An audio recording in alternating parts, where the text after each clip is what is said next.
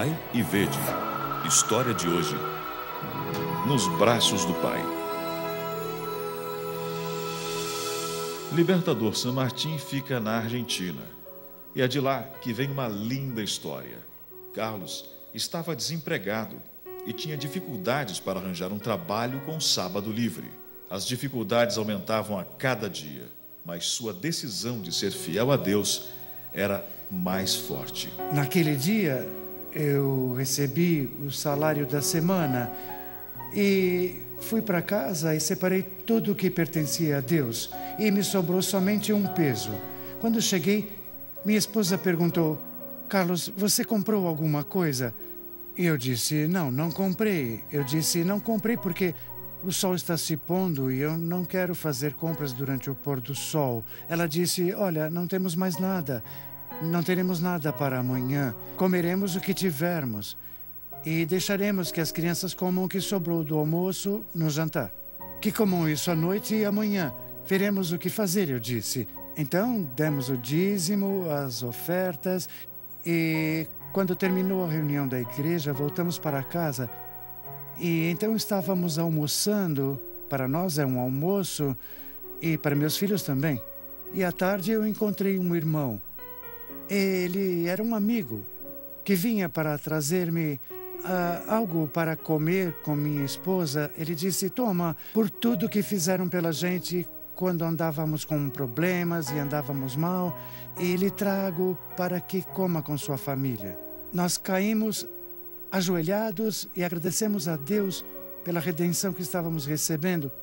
Saímos dali. Quando chegamos à porta da igreja, chegou também um senhor que me disse: Carlos, quero te fazer uma pergunta. Sinto um desejo de lhe fazer esta pergunta, mas eu não sei.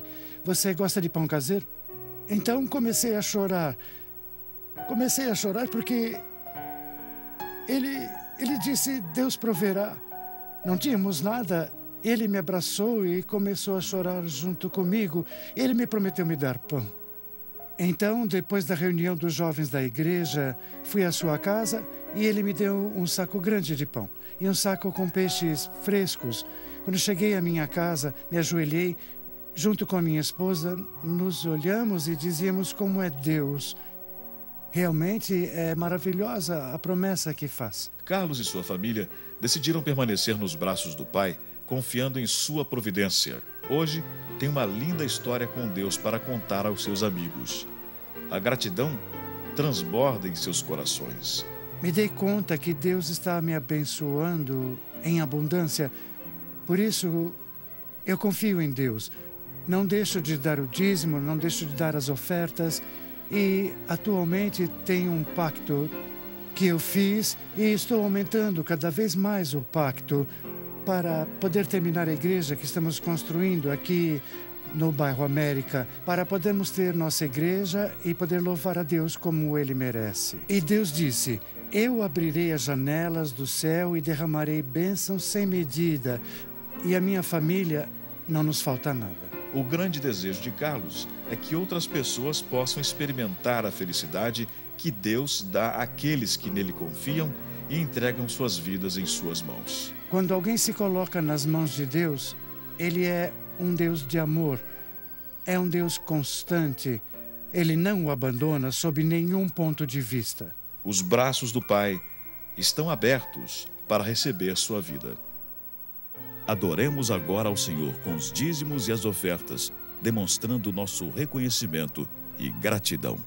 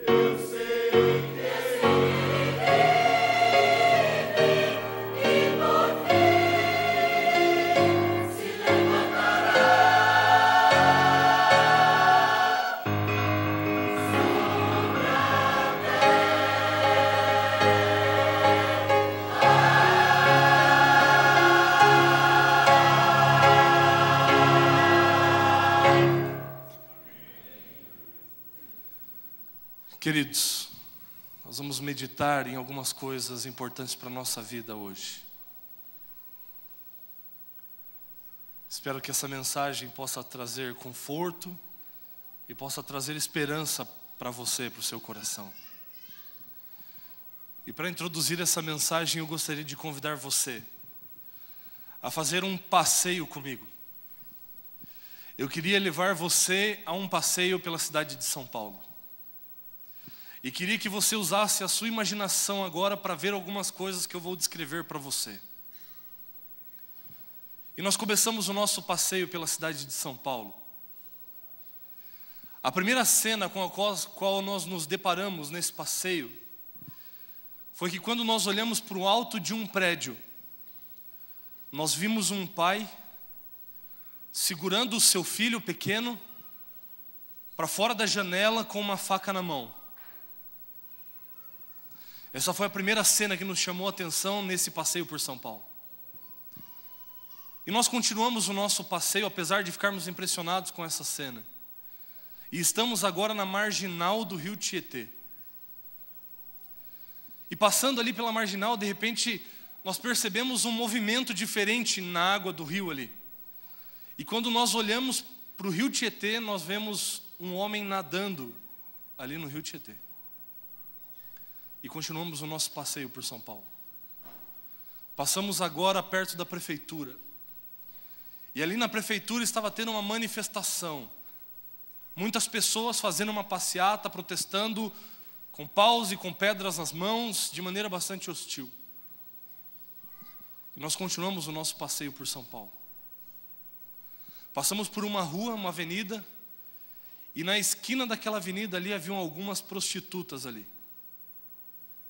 E ao observarmos essa cena, nós vimos um rapaz se aproximar de uma delas e começar uma conversa a fim de que algo acontecesse depois. E para terminar o nosso passeio por São Paulo, durante várias vezes, ou por várias vezes, nós passamos por um mesmo farol, por um mesmo semáforo. E ali havia um homem sentado numa cadeira de rodas pedindo esmola para as pessoas e para os carros que paravam ali. Mas no final do nosso passeio nós vimos esse homem se levantar da cadeira de rodas e voltar para sua casa andando normalmente. Esse foi o nosso passeio por São Paulo. Quando você imaginou aí, ou quando você viu essa cena do pai segurando o filho para fora da janela com uma faca na mão, o que você pensou a respeito desse pai? Eu gostaria de ouvir algumas pessoas aqui perto de mim. O que você pensou a respeito desse pai? Um louco. O que mais? Assassino. Mais alguma coisa? Drogado. O que você pensou a respeito do homem nadando no rio Tietê? Mais louco ainda. O que você pensou a respeito da manifestação daqueles que estavam manifestando de maneira hostil ali em volta da prefeitura? Hã? Loucos. Todo mundo é louco ali. O que você pensou a respeito do homem que se aproximou das prostitutas a fim de que acontecesse alguma coisa depois? Hã? Carente. Não foi só isso que falaram, né? Safado. Mais louco ainda do que todos os anteriores.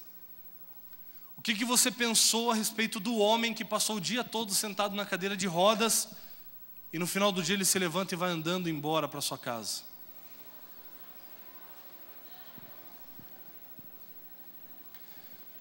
Isso é o que qualquer pessoa pensaria. O julgamento para essas situações é praticamente igual para todos nós aqui.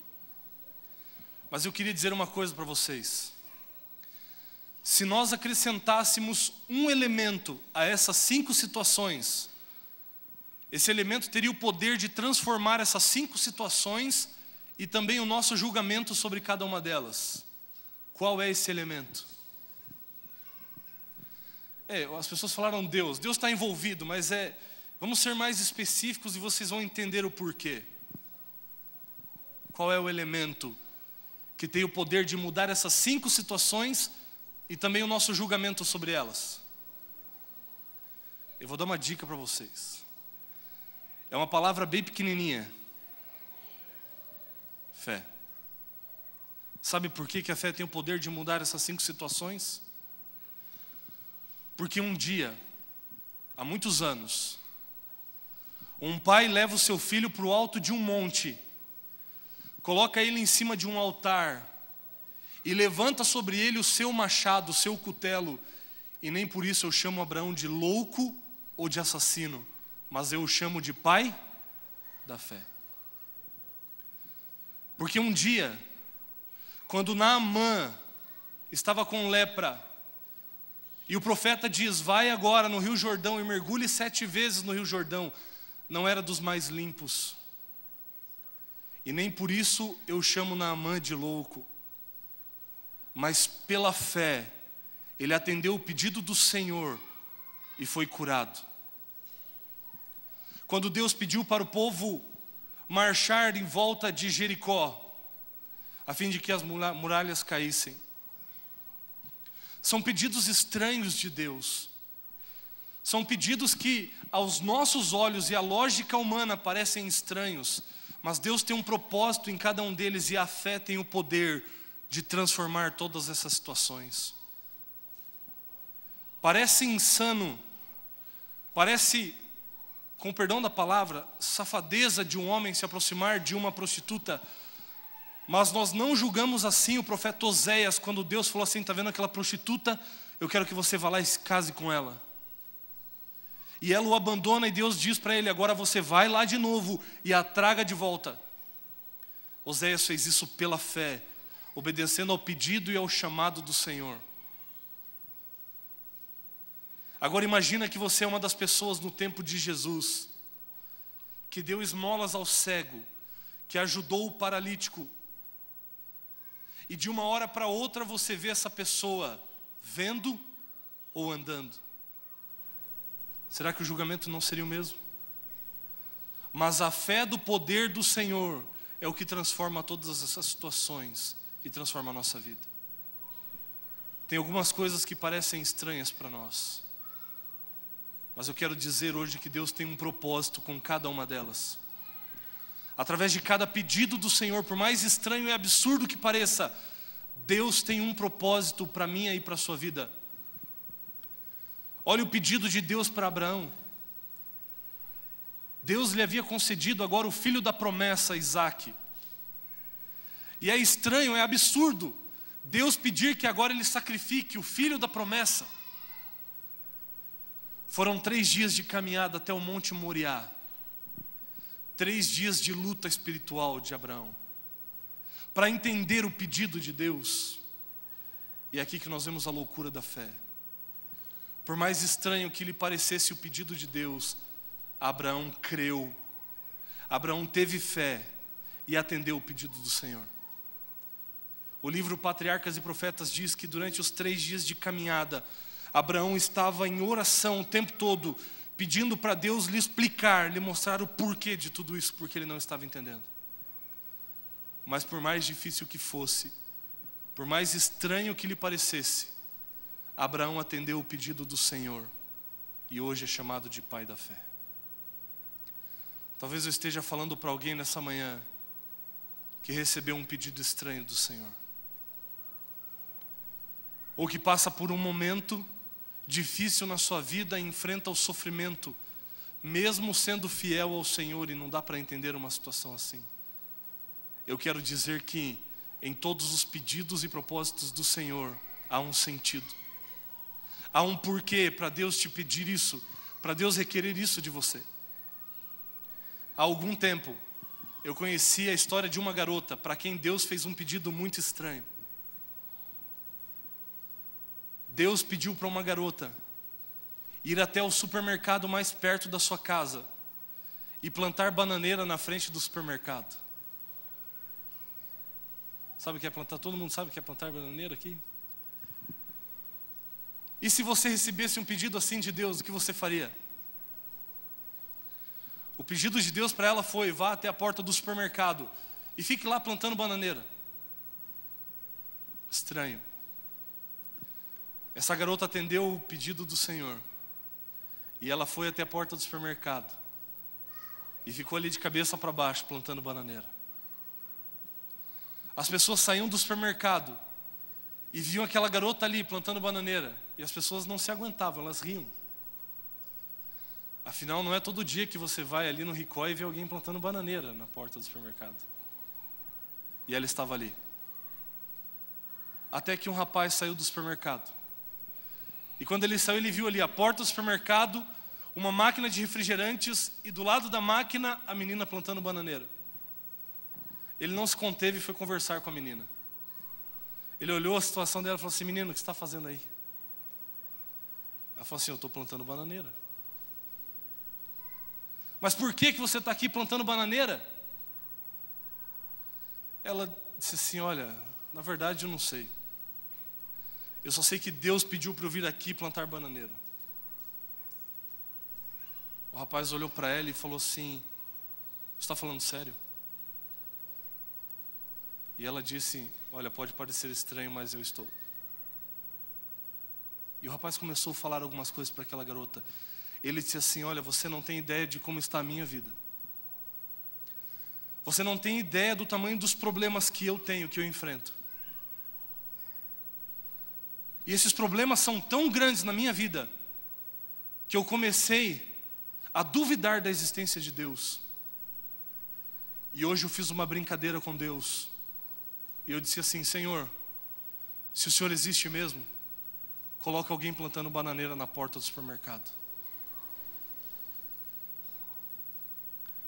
São pedidos estranhos de Deus, mas eles não são sem propósito.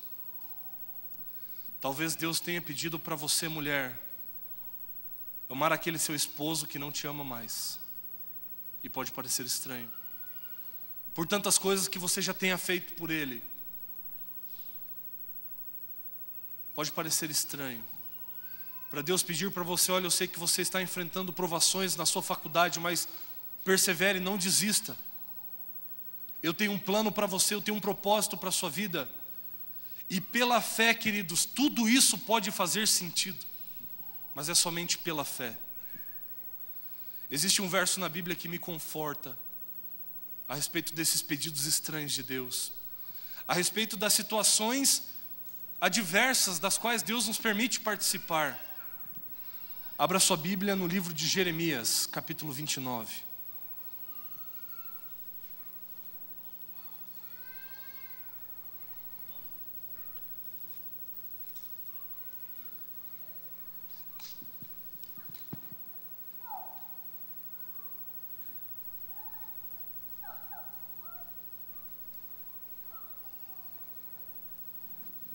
Jeremias, capítulo 29. Aqui está um verso que me conforta, para poder entender por que às vezes o sofrimento nos sobrevém, mesmo quando somos fiéis ao Senhor. Esse verso me ajuda a entender o porquê de algumas coisas. Ele me conforta. Jeremias, capítulo 29, versículo 11. E ali é Deus dizendo para você, meu querido: eu é que sei que pensamentos tenho a vosso respeito, diz o Senhor. Deus está dizendo: ei, você, meu filho, membro aí da igreja da Alvorada, eu é que sei qual é o plano que eu tenho para a sua vida. Eu é que sei qual o caminho eu tenho para você. E o texto continua dizendo, e é o próprio Senhor dizendo: são pensamentos de paz e não de mal, para vos dar o fim que desejais. Deus está dizendo: meu filho, confie, porque eu é que sei que pensamentos eu tenho a seu respeito, e são pensamentos bons, são pensamentos de paz, não de mal, para dar a você o fim que eu desejei, ou melhor, o fim que você deseja. Eu não sei quantos aqui já fizeram essa oração. Alguém já orou assim: Senhor, faça o que for preciso para me salvar. Alguém já fez essa oração? Algumas pessoas. Quando você faz essa oração, você tem que estar preparado. Porque Deus vai fazer tudo o que for preciso para você ser salvo. Se esse é o desejo do teu coração. E é aqui que a graça de Deus é absurda. Porque se for necessário você passar uma vida miserável aqui nesse mundo para ser salvo, Deus, pela sua graça, vai permitir para que você seja salvo. E isso nos parece muito estranho. Quer ver outro verso que me ajuda a entender? Isaías capítulo 55.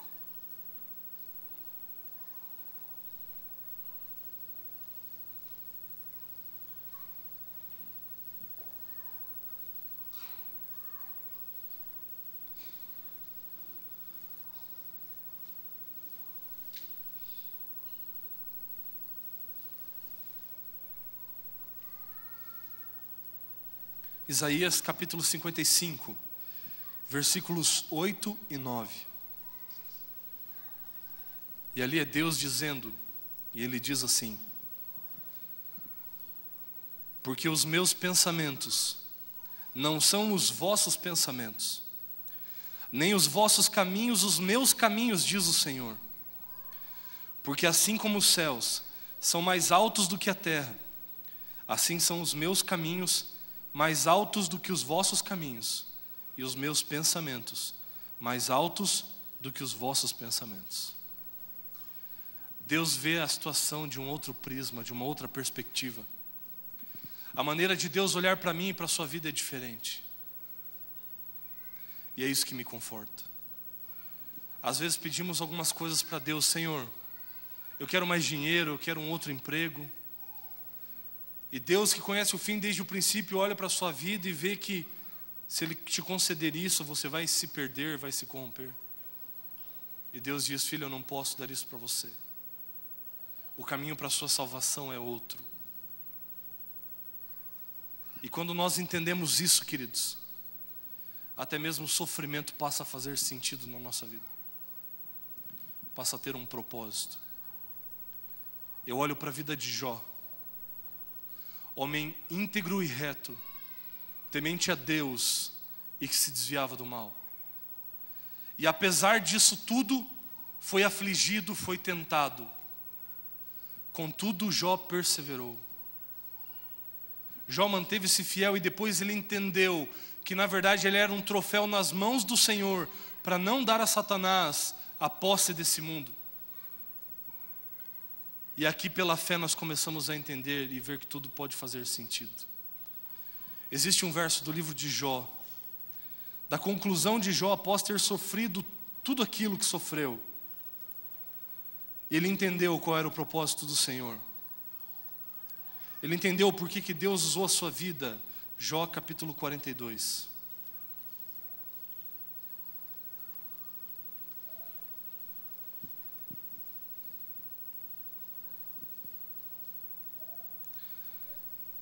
Aqui Jó entendeu qual era o propósito e o plano de Deus.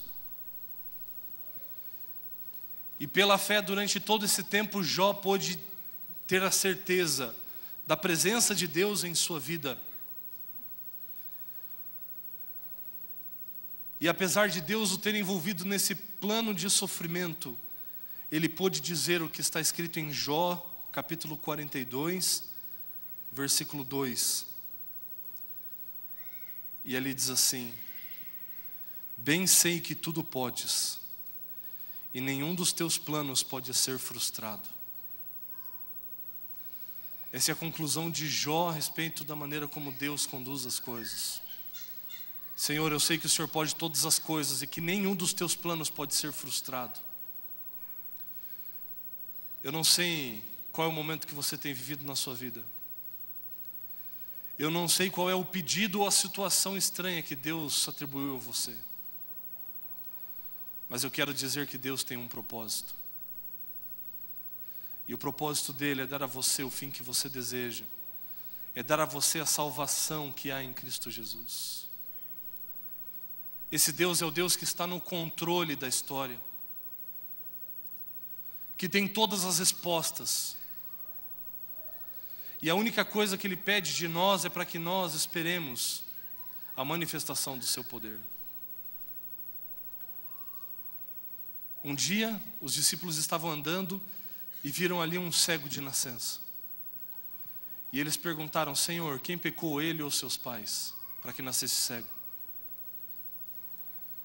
Uma situação estranha ao propósito original que Deus criou o ser humano. Por que alguém nasce cego? Por que alguém nasce com uma doença? Por que o sofrimento?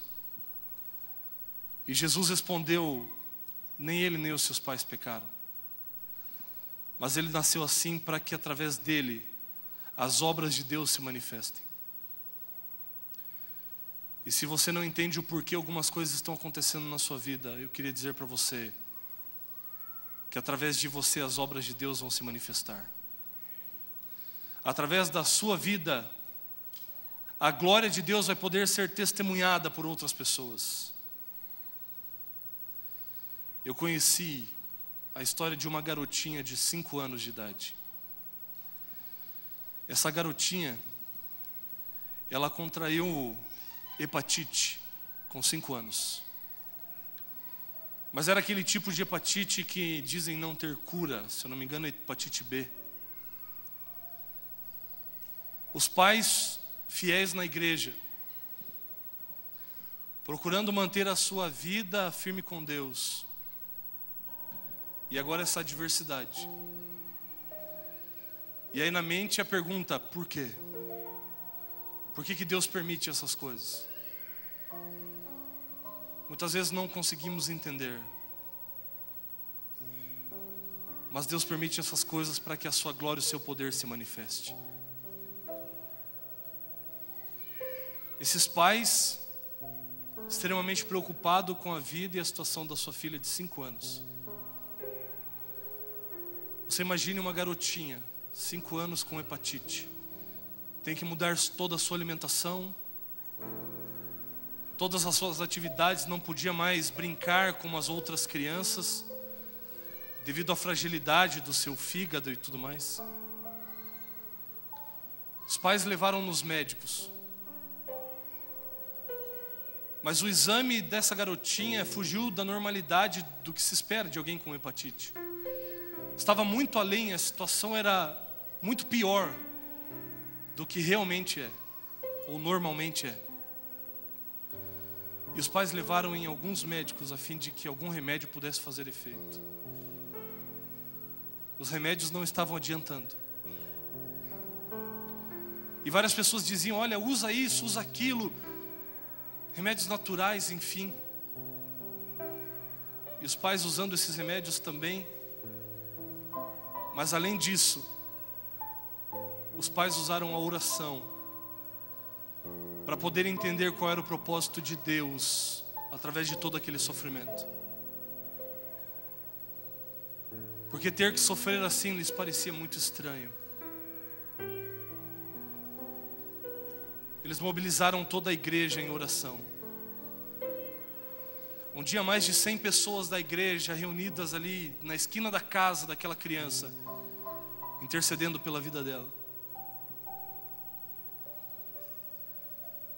Todos os dias, às 7 horas da noite, a mãe dessa garotinha ia até o quarto dela, pois ela já estava descansando, dormindo, para dar o seu remédio. Mas teve um dia que a mãe esqueceu do horário. E era perto das 9 horas da noite. A mãe daquela garotinha entra no quarto para dar mais uma vez o remédio para sua filha. E quando ela entra no quarto, a garotinha acorda, olha para sua mãe e pergunta: o que você veio fazer aqui, mamãe? E a mãe disse: filha, eu vim aqui dar o seu remédio, para você ficar boazinha. E a garotinha olha para a mãe e fala assim: mas mamãe, por que você veio me dar o remédio? A mãe não entendeu a pergunta da menina. Ela disse assim: como assim, filha, por que eu vim te dar o remédio? É, mãe, porque às 7 horas Jesus veio aqui e me curou. A mãe daquela garotinha não deu remédio para ela naquela noite. No outro dia, a mãe levou a garotinha no hospital. E eles fizeram os exames. E aquela garotinha não tinha nada. Por que coisas assim acontecem? Para que a glória de Deus se manifeste e te faça crer que Deus está no controle. E que o poder de Deus no momento certo vai intervir na sua história e vai realizar um milagre na sua vida pela fé. E é essa fé que nos faz entender essas situações absurdas da vida.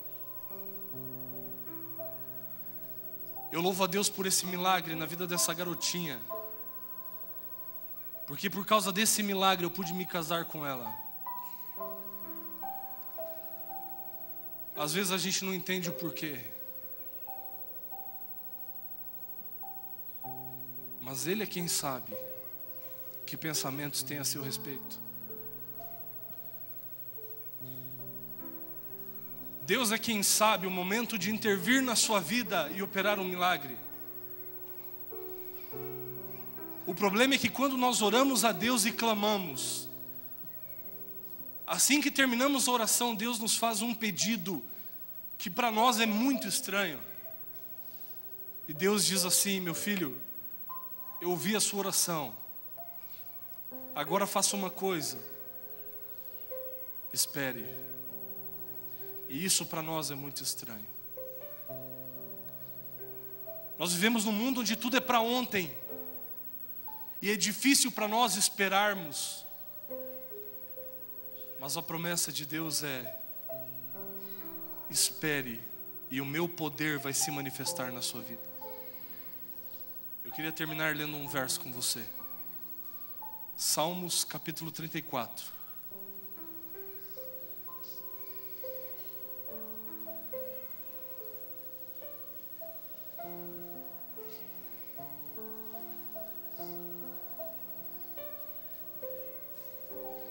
Esse verso que nós vamos ler é um convite do salmista para você. Salmos, capítulo 34, versículo 8. E ali Davi diz assim: ó, e eu queria parafrasear esse ó, dizendo: ei, você aí que está na igreja da Alvorada, você que veio aqui esse sábado de manhã, é com você que eu quero falar agora. E ele continua dizendo: provai e vede que o Senhor é bom. Deus é bom. Esse provai aqui tem quase que o sentido de você saborear. E ele está dizendo a você, meu filho, experimente. Experimente o Senhor. Experimente esperar no Senhor e você vai ver uma coisa: Deus é bom. E o texto continua dizendo: bem-aventurado ou feliz é aquele que nele se refugia. Se refugiar no Senhor é se esconder nele, na sua vontade. É deixar que a sua vontade prevaleça na sua vida. Isso é refugiar-se no Senhor. E eu quero convidar você nesta manhã a se refugiar no Senhor, a esperar nele, mesmo que você não tenha as respostas, mesmo que você não entenda o porquê, mas que você espere no Senhor, e o poder de Deus vai se manifestar em sua vida e vai operar um milagre em você. Feche os teus olhos. Querido Deus, talvez exista alguém aqui na igreja hoje que esteja passando por um momento muito difícil. Talvez o sofrimento esteja ocupando a mente e o coração de algum querido irmão ou irmã. Mas nesse momento, através da sua palavra, temos a certeza de que o Senhor está no controle e tem um propósito para cada um de nós. Querido Deus, ajuda-nos a esperarmos em Ti, mas no tempo certo, manifesta o Teu poder na nossa vida, e que a nossa vida possa dar testemunho da glória do Senhor. Aumente a nossa fé, querido Deus. Muito obrigado, porque o Senhor é quem sabe que planos tem a nosso respeito, e são pensamentos de paz para nos conduzir ao céu que o Senhor tem preparado. Abençoa a Tua igreja, continue conduzindo a história da Tua igreja, em nome de Jesus Cristo. Amém, Senhor.